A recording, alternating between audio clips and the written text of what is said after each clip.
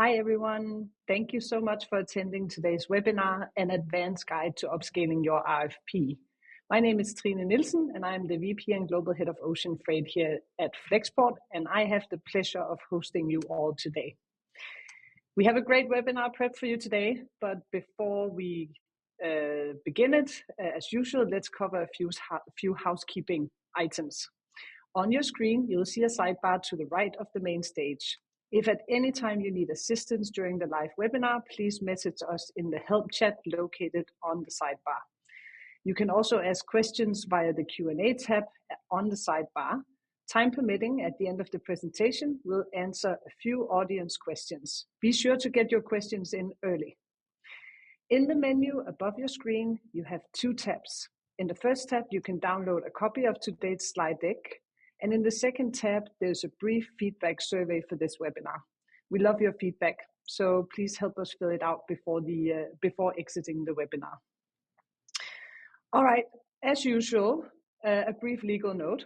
Please do keep in mind that all information provided in this session is based on the situation at this current time and may not be customized to your specific business requirements. We always recommend reaching out to a Flexport expert to discuss your particular situation. All right, I think we have the practicalities out of the way, so that's good. And I'm really excited to be here today. I have two great colleagues with me to help me navigate this. And I just wanted to give a little bit of an introduction to them before we go into the agenda. So first of all, you might ask, why am I here? RFPs advanced. Well, the secret is I did RFPs myself on both the carrier and the freight forwarding side, I think for 8 years of my career. So unfortunately, some might say I have a lot of experience dealing with RFPs on the ocean freight side. And I hope that at least I can share a little bit of insight here. Thomas, who's also here with me today, comes from the Airfreight side. We have some commonalities, but also some differences. And he worked for more than a decade at the Lufthansa Group. The Germans are the best, we all know it. And he is a self-described aviation nerd. So he's very passionate about air freight, and he's here to tell you a little bit more about some of the insights that he has ahead of the RFP season. And then last but not least, I'm really excited to be here with Courtney. Courtney has been here at Flexport for 3 years, but more than 20 years in the industry.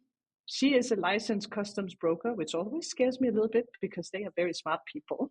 And she has supported some of the largest importers in the US, but also startups. So she has a wide range of experience supporting companies at all sizes with their customs setup and business.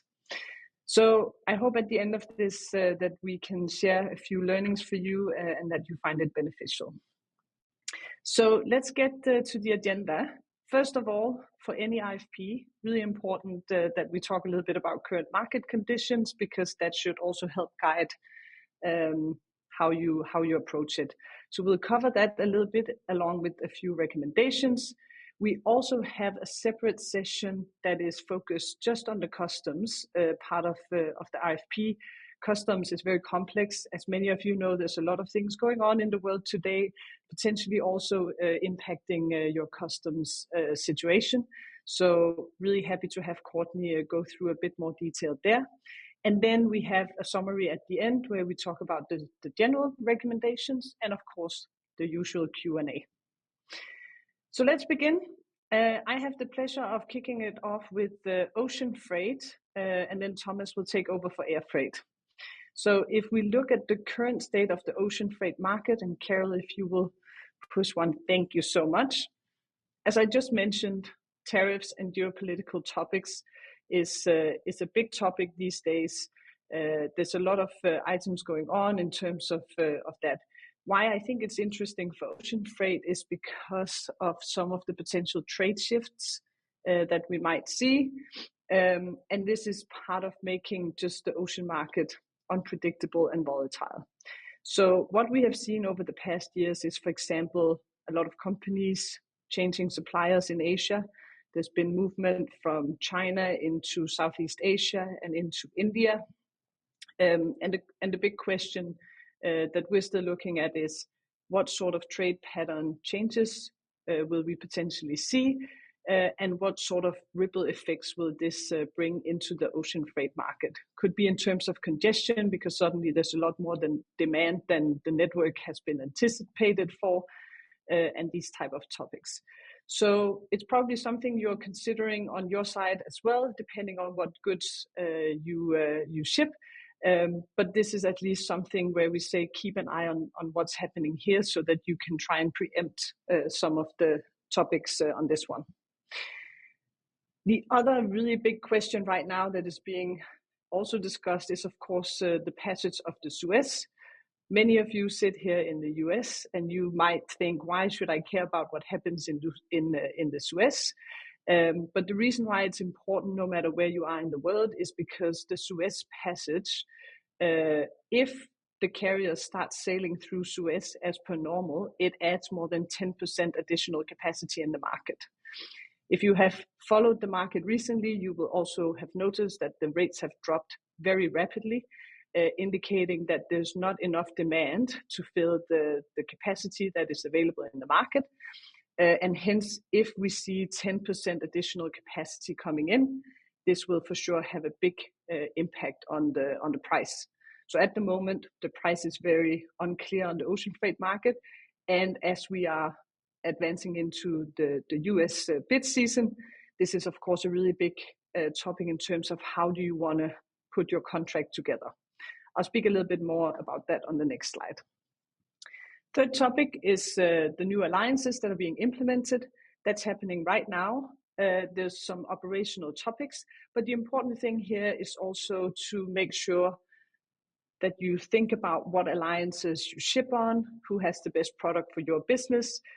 Good news is that you'll have full transparency on this before the bid season kicks off. And if you're working with a freight forwarder, we of course take this into consideration when bidding for your business, to make sure that we can give you the best setup depending on the alliance and the carrier. Then operational issues and congestions continue. And I think this one is probably one that is more difficult to plan for, because this shifts all the time. Sometimes you have massive congestion at a specific railhead in the US. Sometimes it's at a specific port in Asia. And the reason why I wanted to put it on here is just to give a note out to say this is something that we expect will continue. It's more localized, so a little bit more difficult to plan with ahead of time. But one of the really important notions here is to think about how do you keep as much flexibility to make sure that you can navigate around the operational issues and potential congestion, so that your supply chain is not impacted. And that actually goes quite well hand in hand with the next one. Reliability levels for 2024 are out on the ocean market, and on a global scale, it was between 50 and 55%. So that effectively means 50% of the time that a carrier has said a ship will arrive by X date, it's more than 24 hours delayed. So not very impressive. We're watching this, it's going in the right direction, but considering all the points I've just mentioned, the reliability is not expected to take a massive jump upwards in the short term. There's different ways to work around it. You can work with predicted transit times. That's, for example, something that we discuss with customers. And you can also just deal with the situation and have more safety stock, but it's something that is just important for you to consider in the strategy. And then the last one, in the ocean market, there's different deals available. I'll go into a bit more detail on the next slide, but there's also different benefits, and depending on how the market evolves, it's really important for you to consider what deal is the best setup for you for the coming year, whether it's floating, index linked, or a fixed agreement, or a mix of the three or a few of them. So the ocean market continues to be really interesting, fun, little bit unpredictable and volatile. I know on your side, it's not necessarily always fun, but at least we're not bored when looking at the ocean market, and we don't expect that will change in 2025. So if we move to the next slide, in the past year,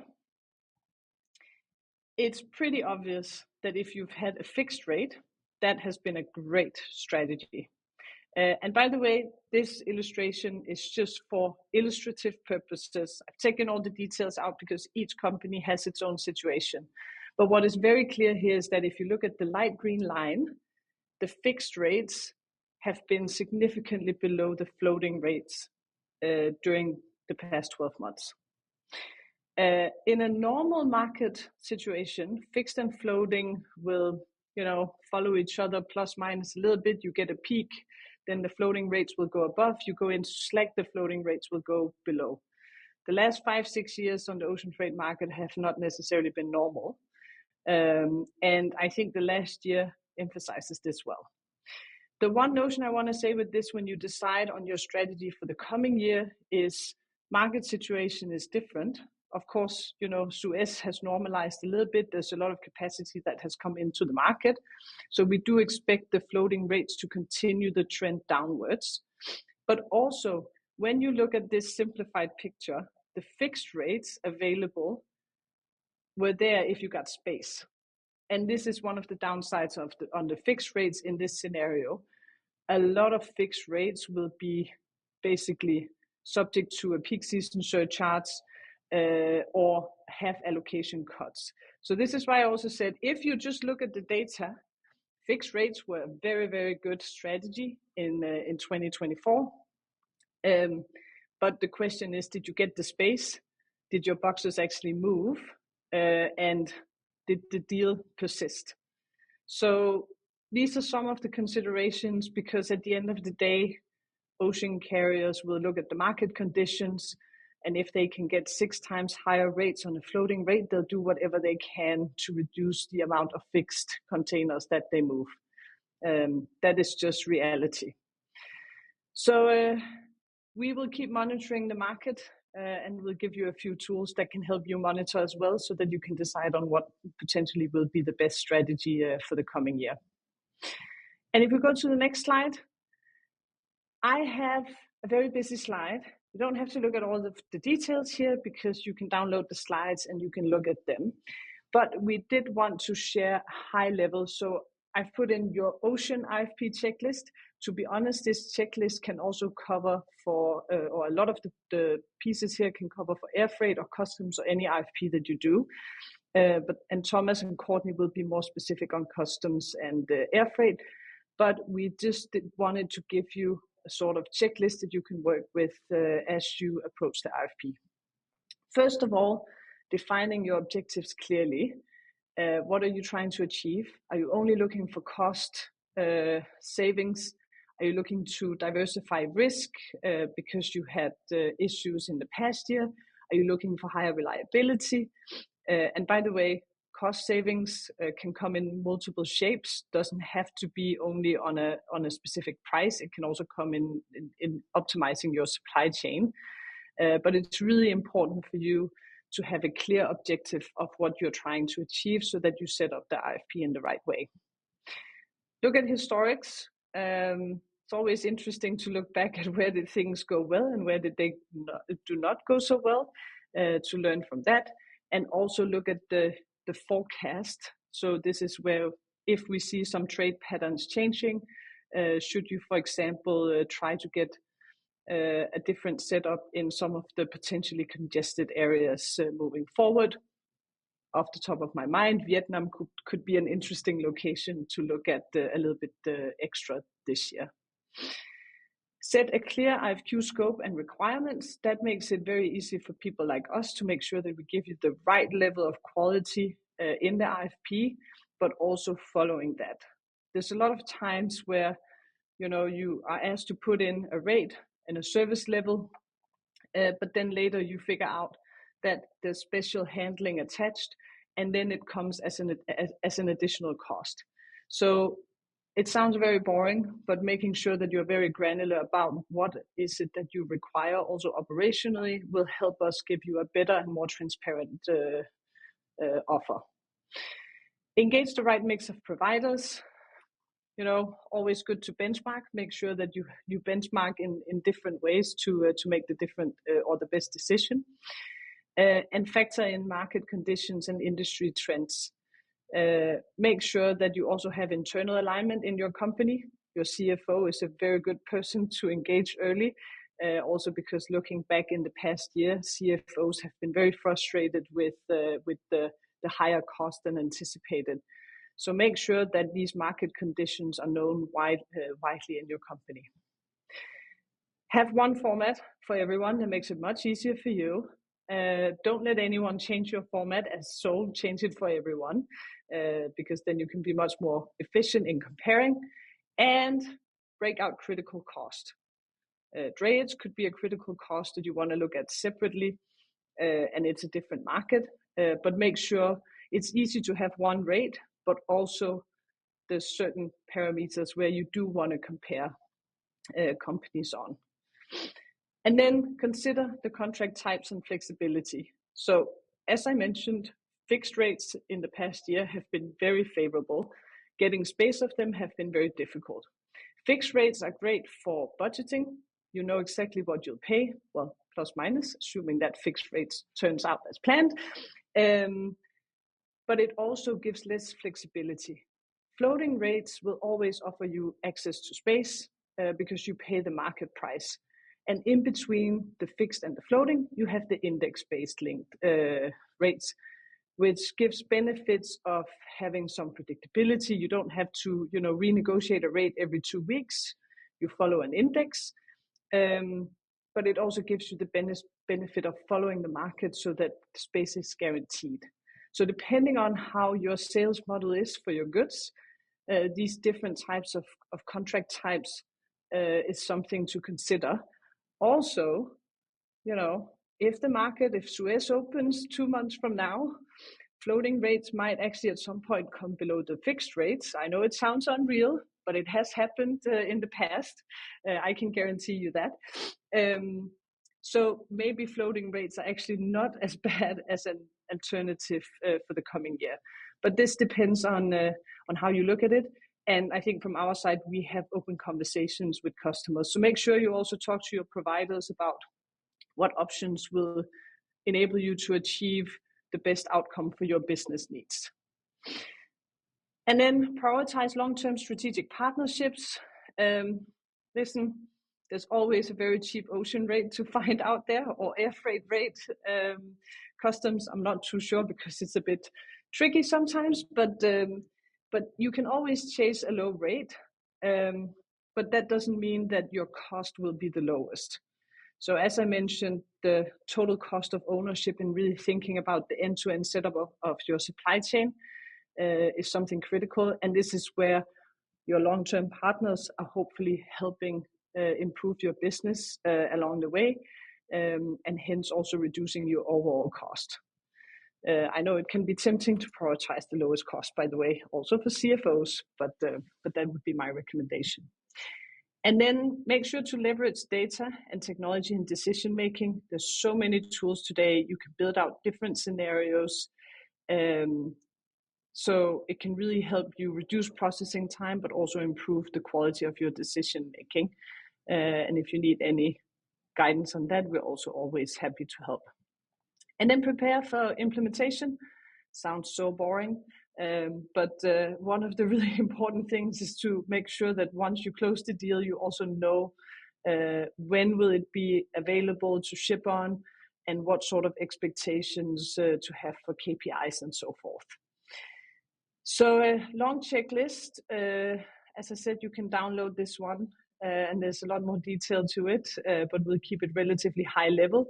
And then I'll invite Thomas onto the stage to talk a little bit more about Airfreight specific things. Thank you very much, Trine, and hi everybody. We certainly don't take it for granted you giving us some of your valuable time.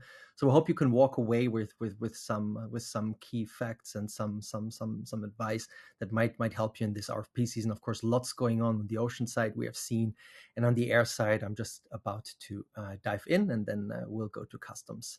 So first slide, please. So I would like to basically walk you through some of those key challenges and opportunities that we're seeing right now this air freight tender season here. So first, let's talk about the market uncertainty. Both the shippers as well as the freight forwarders, they're currently navigating a very tricky landscape, right? Those challenges are emerging from different factors, like of course the Trump's trade policy, but we also got other things, of course, going on, like the decline in the manufacturing exports, those stricter e-commerce regulations.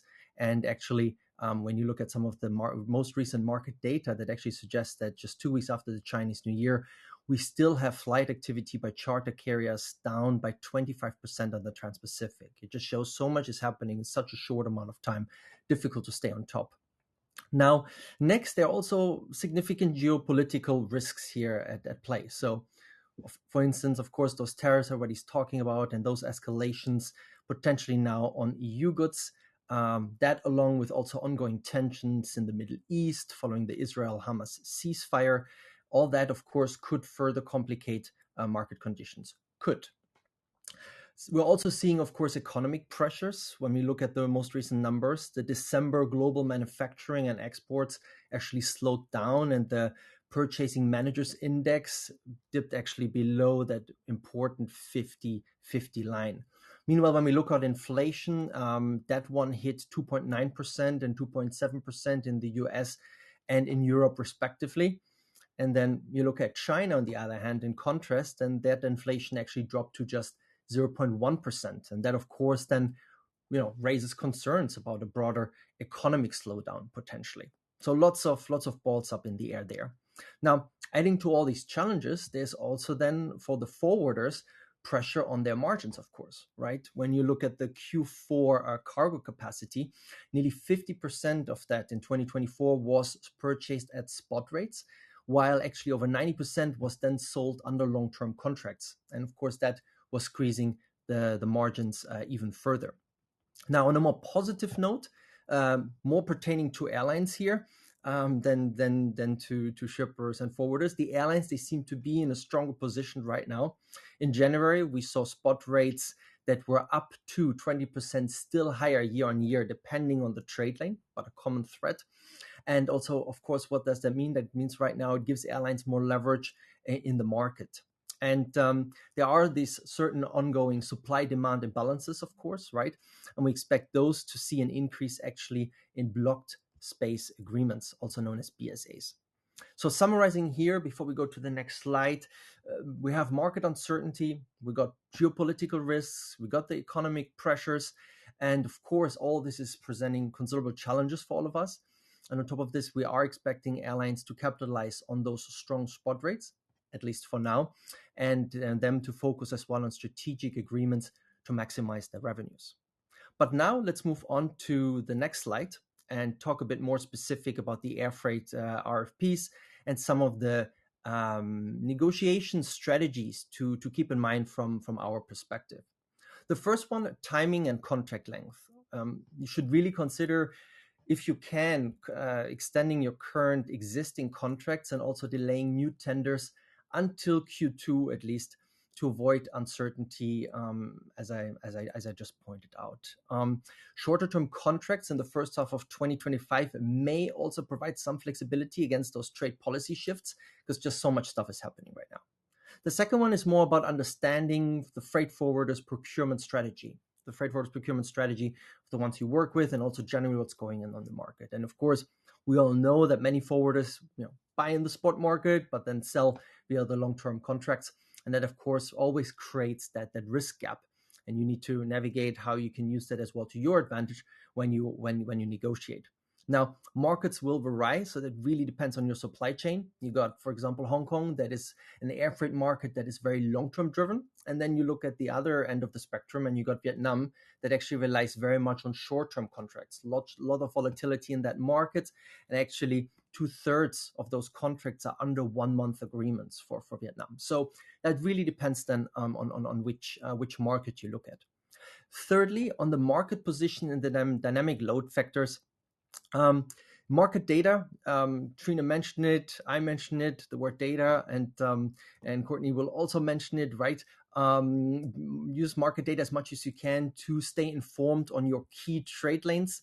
That is also important because there are lots of good stuff that you can use. I know that's a crazy landscape of different data you can use, but there are certain providers that can give you some reliable info. And we have some of our customers that are very much appreciating them using their data also in the conversations with us, which is of course also good from a challenging point of view.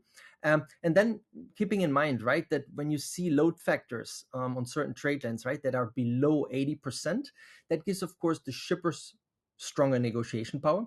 While when you look, and this is just the guidance, right, when you look at above 80%, that's more than in favor of the airlines and the forwarders. And then lastly, on that point, actually, keep in mind, we all know it, but just a reminder, right? It's always the cargo weight versus the volume, also dynamic load factor known.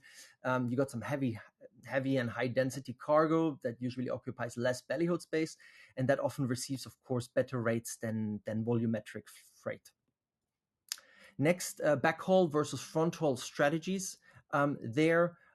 Basically the backhaul, which is typically the excess, it comes with excess capacity. There, if you find yourself relying on some of those backhaul trade lanes, actually a very good moment to benefit from some longer term contracts.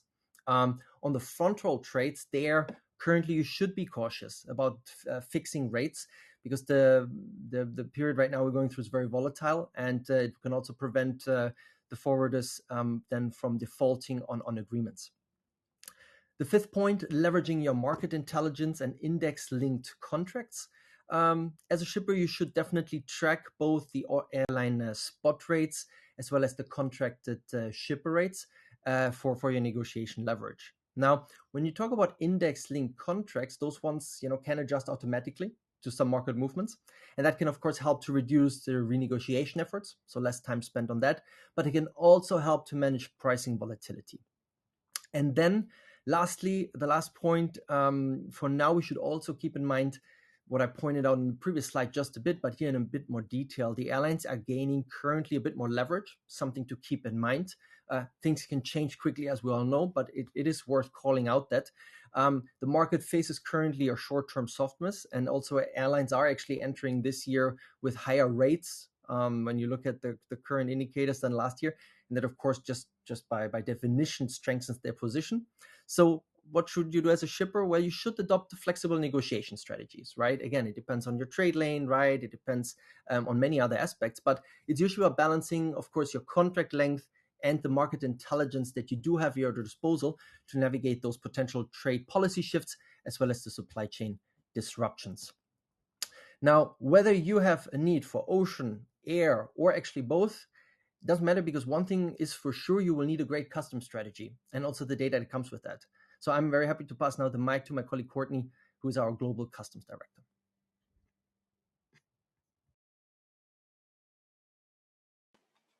Thank you so much, Thomas. I appreciate that. It's great information from both of you. Hi, everybody. My name is Courtney Ozgunay. Thank you for attending our webinar today. We're excited to help just talk through more about RFP season, specifically around customs is my area of expertise. And really, before we jump into more the specifics of an RFP for customs, really want to talk through something, and I know Thomas mentioned it as well, that's so important, and that's really data. So we're going to open up just a high level, which I think is such an important tool for all importers, is to have access to your ACE data. Carol, if you don't mind clicking forward. Perfect.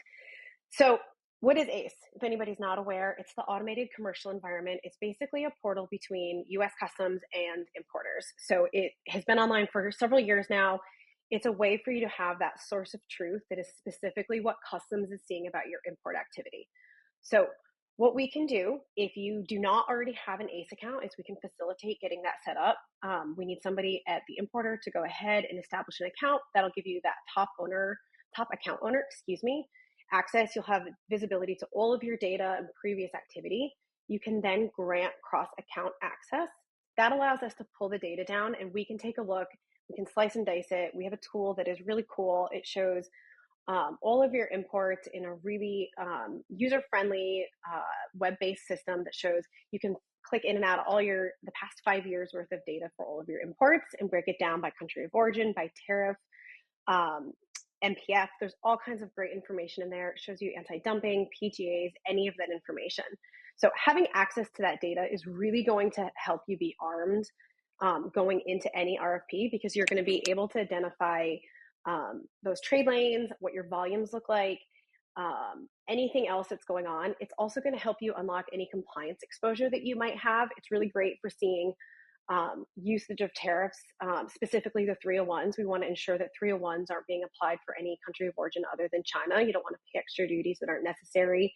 So just ensuring accuracy of your data, it's a really fantastic compliance tool. And the other piece of this ACE data, which is why I wanted to start with it, that's just so helpful, is that it really helps you understand what your volumes look like, your annual trends, and that's going to allow for your broker to really understand the scope of services being requested to take on that business. It's going to allow much more competitive pricing. So if we as a broker can understand what your entries look like, how many lines they have, any PGAs that are applicable, we're going to be able to make sure that we've got a really curated price that's going to really support your business. So we cannot say enough about an ACE analysis. This is something that we at Flexport have built an internal tool that's really fantastic. We're happy to offer a complimentary ACE analysis to anybody attending this webinar. We can get you some more information about that later, but really could not stress enough how helpful this tool is. And we just think it's a really fantastic resource for any importer to have access to this data, especially when going into an RFP. We can move forward. We'll talk a little bit more specifically about an actual customs RFP and who are the important players for your process. So I know that not all importers are the same. There's not going to be a one-size-fits-all process or method for every customer that's importing. Larger importers are obviously going to have much larger resourcing. They might have different teams. Those teams might also be spread across different departments. And I know some of the smaller guys, one person at that company can absolutely wear multiple hats and be juggling different types of roles and functionality. So understanding that this is going to have variety across all of our importer base, but really what's important is to ensure that you've got some stakeholders involved. We like to ensure there's a presence of compliance because it's so important to be in compliance with US law, especially right now with everything changing. We want to make sure that our customers are staying compliant and not risking any penalties. Making sure that your IT is engaged. Do you have data feeds? Are there going to be needs for integrations or any support to do any connectivity between two systems where you might need to have some IT support, some engineering potentially? Obviously, anybody that is supporting your current customs operation, they want to have a buy-in on this, make sure that the processes that are being discussed are going to be conducive to their day, that they're going to have a really streamlined, easy way to manage the business. We also see sometimes in the customs RFP, we've got engagement from other transportation teams. Obviously, the customs component should be concurrent to your freight movement. So we do see often that you'll want to have anybody who's controlling the air and ocean have input potentially on customs. We prefer the compliance team to have the ultimate say because it is more important. As Trine was mentioning earlier about cost and price, there's usually a difference. And while there are cheap brokerage operations out there, they may not be the most compliant or they may not be the most beneficial to your business. So ensuring that you have the right broker that's going to pair nicely with your provider is really, really important. And often we see legal involved as well. There's usually cross-functionality between compliance and customs and the legal teams to ensure everything is really on point and staying compliant with the letter of the law, both in the US and globally. We want to ensure we protect FCPA, anti-boycott, anti-corruption, any of those types of global laws. So that's usually who we would recommend at least have some say or some interaction in the RFP from the importer side. And then really, what do you want to look for in your invitee? So what should a broker look like? What would we expect that they bring to the table? So obviously you would want a broker who's going to be compliant. That is, to me, absolutely not negotiable. Do they have licensed brokers on staff? Have they just demonstrated expertise in the industry? Can they support other trade advisory initiatives and be a resource as needed, so you don't potentially have to go out to outside counsel if you have an issue. Are they CTPAT or other AEO, other global security standards? Those are really, really crucial and important in the world of customs and compliance. But also, what capabilities do they have? We've talked a ton about data. We're going to continue to do so. Can they get you your data? This is so, so important. You know, we're a month into this new administration. I'm sure you guys are seeing in the news, there are tariffs and lots of commentary around everything that's trade, especially into the US. We've already had calls for tariffs on Canada, Mexico, China. We've retracted the Canada and Mexico ones for a stay of a month. We've then seen steel and aluminums go into effect or get called back out. Autos potentially on the table. We've seen threats about reciprocal tariff levels. So there's just a ton of talk around this. We need to have agility and be able to rapidly provide data, understand the impact of this, pull your 2024 data, show what that impact, if you were to extrapolate against your 2025, assuming that your imports stay the same, what is that impact going to be?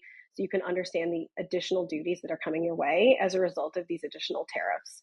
So just really having robust reporting capabilities is going to be so crucial to help navigate at least 2025, and I would imagine the rest of this administration if tariffs stay at front and center as they have been. Making sure that your broker can support any type of transaction, right? We see anti-dumping, there's PGAs, free trade agreements, ensuring that they're well-versed in all of that. They're a full service broker. You know, some brokers specialize in just specific types of brokerage. We would obviously recommend somebody that can support all of your needs, understand all the different types of industries, and then just be proactive versus reactive. You want a broker that is trying to push out communication, education, data, reporting, visibility, all of that when there are these massive changes happening. So those are capabilities that we feel are very important in the world of customs and compliance. And then long-term, you want a strategic partner, somebody that is an extension of you as the importer, somebody that cares to help try to save you money, find new ways to be creative, support your supply chain, take tasks, labor, work off of your team. Anything like that is really going to make everybody as an importer, as a customer, anything to make their lives easier, because it is wild times these days, juggling all the freight market and the trade initiatives that are happening. Really having a partner that's going to help support you in this and be an extra layer for your team and an additional resource is truly valuable. All right. So moving along. So let's talk about what transition looks like. And I think this is something that's really important to think about through the course of an RFP. So we've got some clients that are only going to want to tender some brokerage and say, hey, if you move it, please clear it. They'll give us a POA and we move forward. Fantastic. You've got other customers that want to do straight data feeds, have interactions with EDIs, APIs, any sort of connectivity. Those are obviously going to take longer. So understanding the scope of the project, understanding the impact and the timelines, and then making sure that you've got proper project management in place so that everybody's working towards that deadline. You're thinking about transitioning away. Unfortunately, customs does take a little longer at times than just tendering a container, some air freight. It's, you know, we need to have a little bit more data on our side. So it is a POA. We want to get your product library. We want to have that SKU level information. We want to understand any business rules, any other validations that need to be done. You know, if you never have goods that are country of origin Hong Kong, we want to make sure we flag that in our SOP so we don't claim that erroneously. If you always claim a free trade agreement, if you never claim a free trade agreement, those are things that we want to work through as we onboard business and with an SOP. So it does take a little bit more time. And so really just understanding what that looks like and understanding your business. But you want a broker that's going to be able to adopt that as is. It's going to help minimize that timeline, take in the data, take in the feeds, help hold your hand through all of that, really project manage this to make it really seamless and easy on the customer side. And then, you know, over time, work to just refine your processes and procedures and bring in best practices. So we really would recommend really understanding what the scope of the work is going to look like. Let's get a really healthy timeline in place, make sure everybody agrees to it.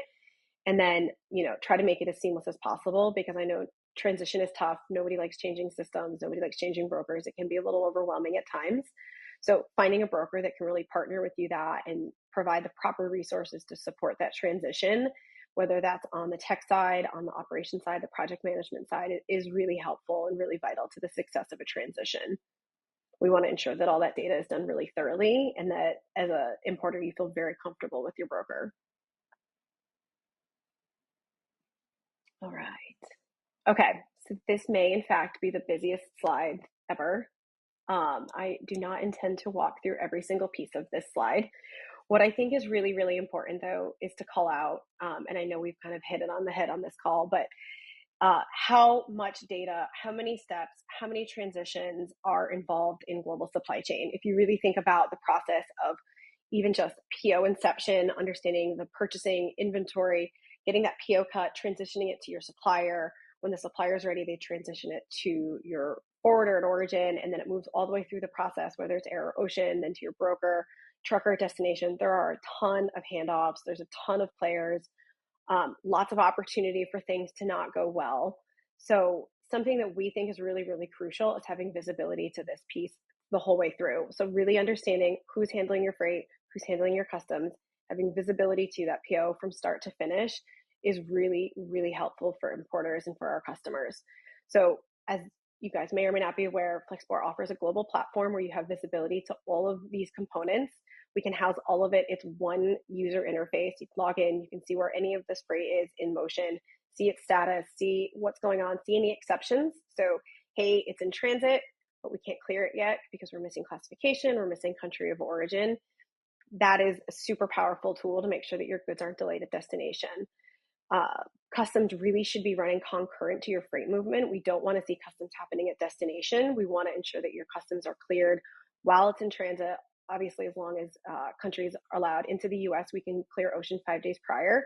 We prefer to do that further upstream to allow any time to manage any exceptions that may come up, any data points that we need.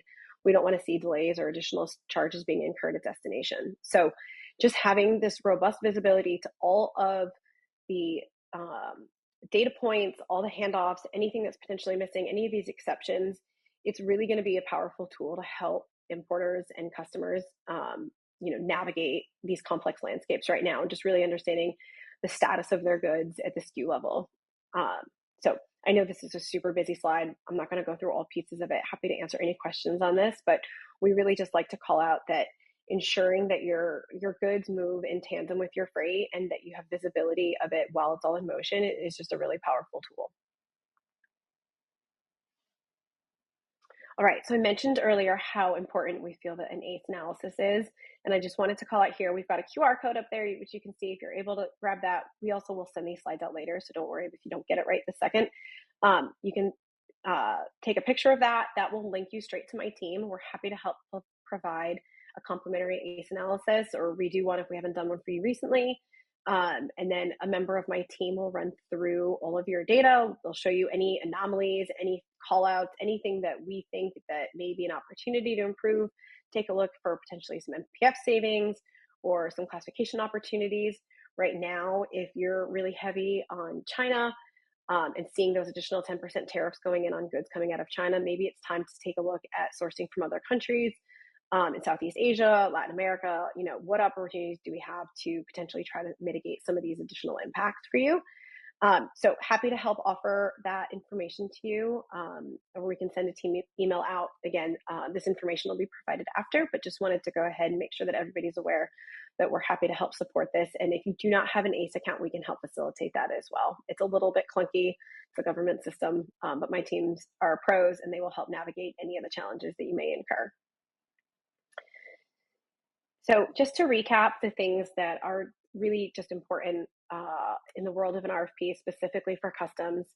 And sometimes something else to call out. I know when we go into RFP season, it's typically starting around now, if it hasn't started already, for ocean, just with contracts finalizing in May.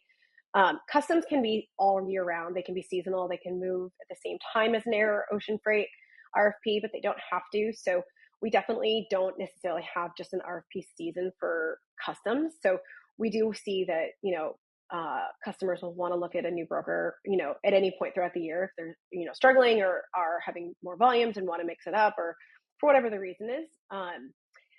Regardless of when you go into an RFP with a customs broker, what I think is super important, as we've mentioned, is the data. Having access to your data, it's going to just allow importers to react quickly. It's going to allow you to have a better understanding of what your imports look like, and it's going to make it a stronger conversation as you go into with any customs broker. Making sure that your customs broker is a full service provider, having licensed brokers on staff so that they can help navigate any of these changes that are happening, proactively provide import data. It's really going to help you be just much more nimble with these really frequent changes. I know the past couple of weeks, for us to be able to send out customers' data, it's just made a lot of our clients' lives a little easier. They can send that off to their CFO to help understand what the potential impact would be, and just help save our clients some time. So it's just really important to have that data that we can provide out. And also, it's going to allow for some more creative solutions, right? If we're having to pay more on duties, let's look at some other opportunities to save some money. We might be able to help with some MPF optimization, look at potentially a drawback. We can catch anything that's going back out on that. And just to clarify, because I know it's been a little bit confusing with some of these different executive orders, but with drawbacks specifically, the additional 10% that just went into effect for China is not eligible for drawback, but the previously approved tariffs and 301s and all that still is available for drawback. So there's no impact to the previous drawback program. It's just that the new tariffs are not applicable at this time. And also looking at classification, country of origin opportunities, new sourcing. Any of those opportunities are going to be really great to just make sure that we are optimizing our customers' supply chains and trying to find any savings that may exist. And I think we all know the past few years have been pretty unprecedented. I think the biggest key for right now is to continue to expect the unexpected. With regards to tariffs and I think a lot in the world of trade, I think we may just continue to see lots of curveballs and just need to be able to react and plan for the unexpected, which is, as I know, tough, but just need to do our best with that. And I just always like to reiterate that customs really should be a seamless component to your freight movement. So it should really complement the movement. We shouldn't see additional delays. We should hopefully get stuff cleared basically at arrival, if not prior to. And your customs broker really should work really, really well with their freight forwarder that's moving your freight, and just help make sure that it's really seamless and just be a nice support for your supply chain. So with that, I appreciate all of your time. I'm going to kick the call back over to Thomas and Trine to help close out with some other higher level tips for your RFP season. Thanks, Courtney. Yeah, Trine and myself are happy to just run you through some of those key recommendations and strategies for navigating the market effectively. And let's take a look at first the recommendations, and then we'll look at some strategic points. First, of course, let's all be patient, right? And also stay informed about the market developments. Courtney just mentioned it, so nice bridge there. Plan for the unplanned, right? Scenario planning can really make a difference here, and we have had some webinars in that regard as well that might or might not be useful for you. So please have a look there as well at our library. I'm sure you can find it. And otherwise, we're also happy to do some scenario planning, of course, in person. Next, you of course gotta diversify your strategy by using both a mix of both fixed as well as floating contracts, both for ocean and air. This approach can help you balance risks, not just risk but also flexibility. Also, Trine mentioned it, right? We got still the current Red Sea situation, and so schedule reliability will still be an issue until it's fully resolved. So plan accordingly. Our customs team really wanted to phrase it in the way to compare tariffs like slow-cooked barbecue. So I'm happy to do that here with a bit of humor. I think that's good. Rushing the process in this regard will not improve the flavor. So it is a patience, just like in cooking, that also pays off in trade. And then finally, when you're actually setting your strategy, you got to take into account, your fixed rate levels, the seasonality as well. You're looking at the peak season ongoing and the specific commodity types, of course, you're dealing with. And now over to Trine to wrap it up with our RFQ strategy recommendations. Thank you, Thomas. So a slightly busier slide here again, but as we mentioned, you can download the slides as well, so we hope it's useful. But one of the key recommendations that we have right now is that you develop a market outlook for your key manufacturing and distribution locations. Really think about how the market is impacted in those locations so that you can also potentially enhance the scenario planning here. The trade flows, as I mentioned, could be shifting. Make sure that you try and proactively identify potential new bottlenecks, but also opportunities.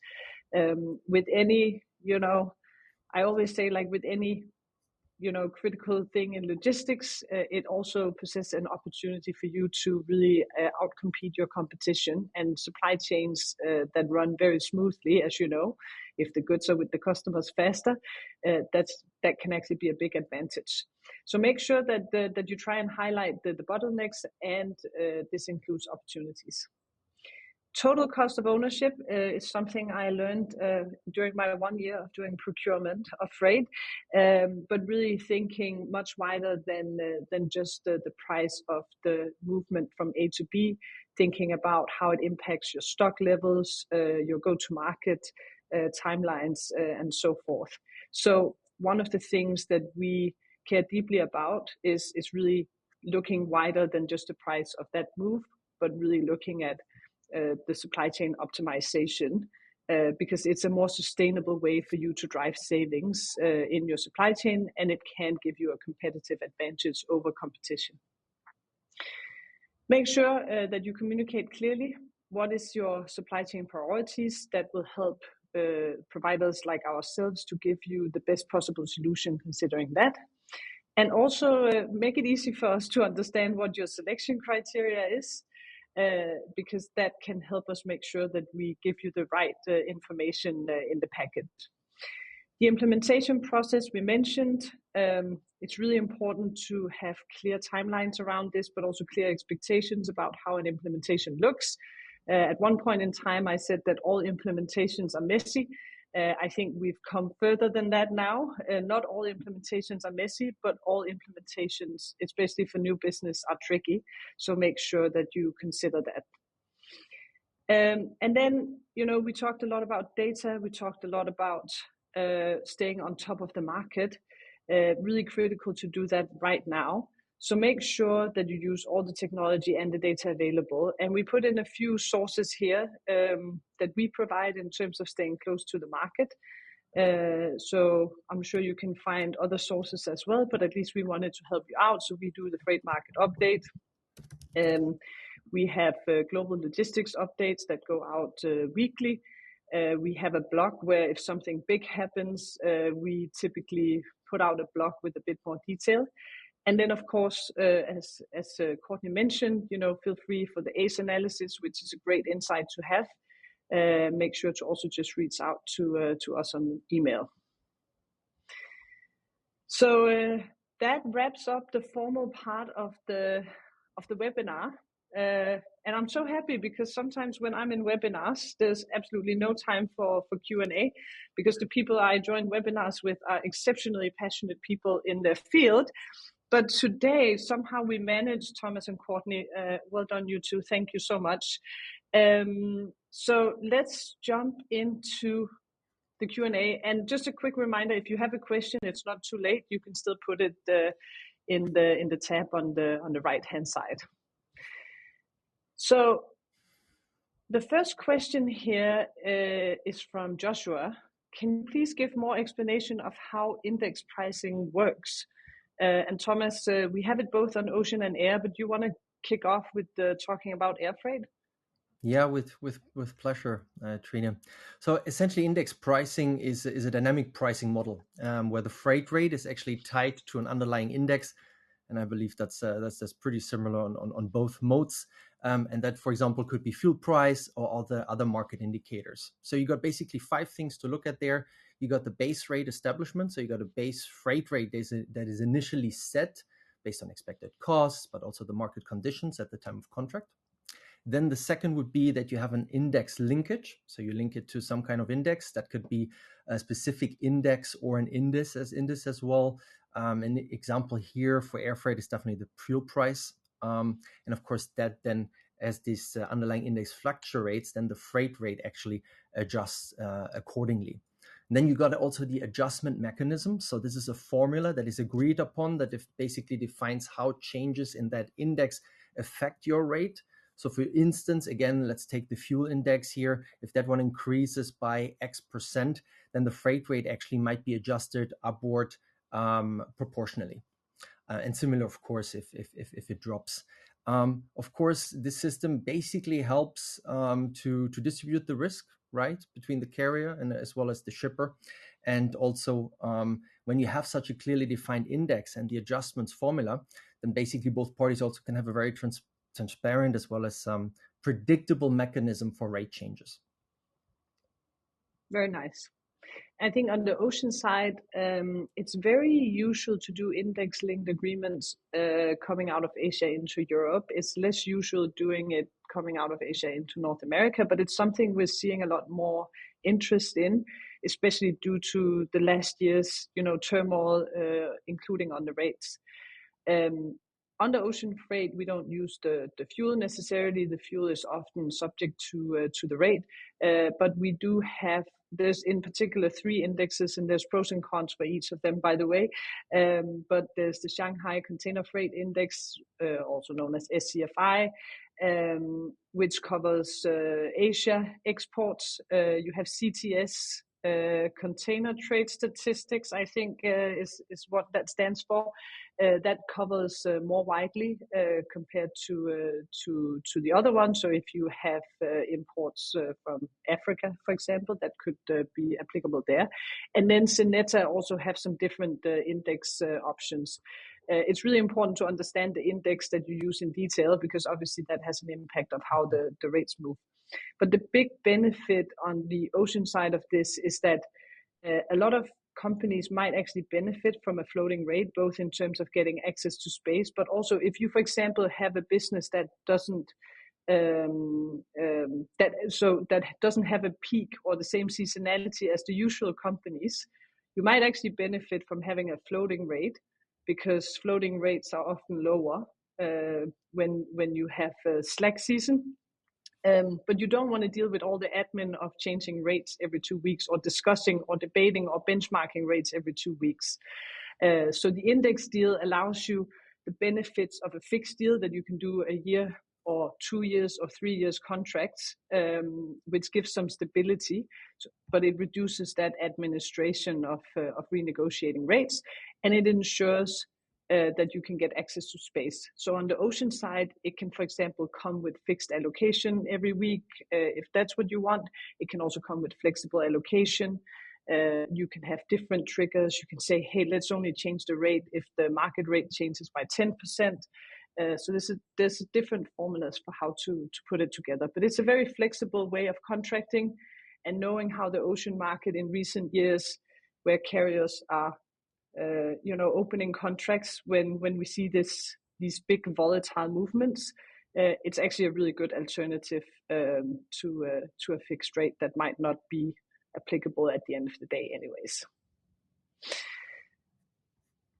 If there's more questions, our great salespeople, they know a lot about these deals, so always feel free to reach out. We're happy to spar on this. Then, Courtney, I'm not surprised there's a lot of questions on customs. Feels like it's the time of customs these days. Have a question here from Christina. What specific info and access is needed to provide the ACE analysis? Yeah, hi. So first and foremost, we need to see as an importer if you have an ACE account, which if you do not think you have an ACE account, we can help with all of that.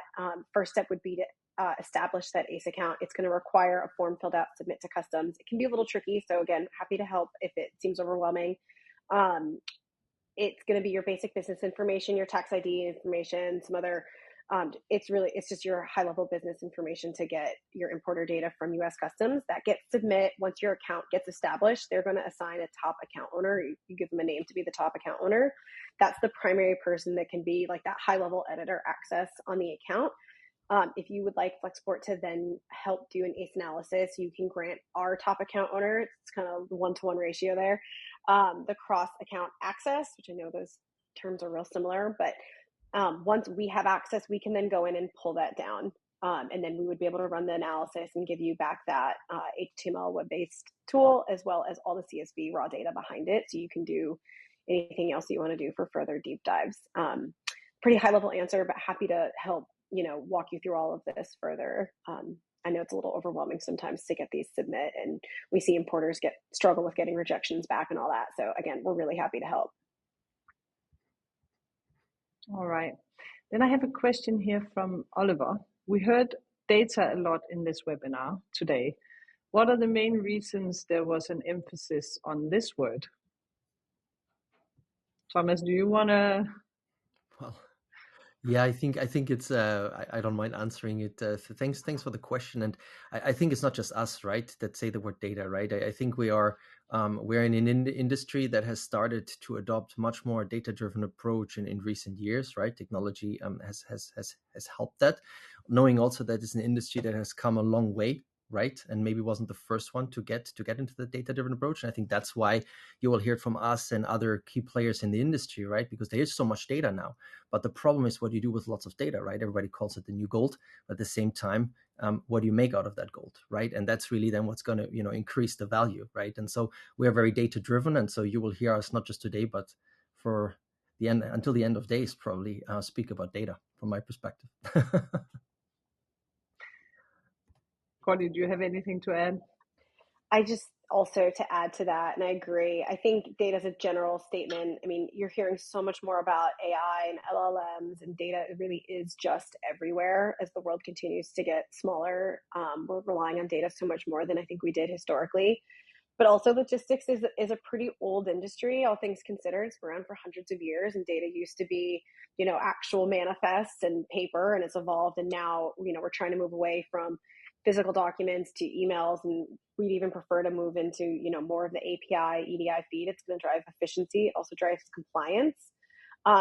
But when you have too much of it, you don't have the right data, it can be overwhelming. And so having the right angles on your data and understanding what you're looking at, understanding how that data can properly be used is just such a powerful tool. It's going to help you be a savvier importer, buyer, consumer. So really understanding what your imports and exports look like are going to allow you to have stronger negotiations, really understand your business needs. So I just think it's a super powerful tool, and we really want to help all of our clients be more empowered in this market.